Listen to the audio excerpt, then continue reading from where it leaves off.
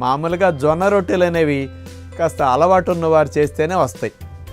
పిండి కలిపిన తర్వాత ఇట్లా చేతి వేళ్లతో అట్లా కొట్టి కర్ర లేకుండా వేళ్లతోనే జొన్న రొట్టె అట్లా పల్చగా వచ్చేట్టు చేసేస్తారు.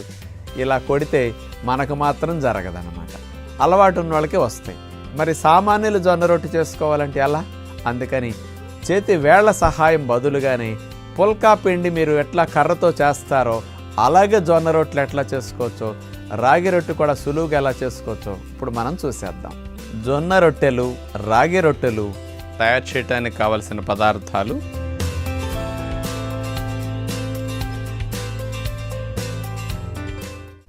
రాగి రొట్టెలు తయారు చేసుకోవడం చూడబోతున్నాం.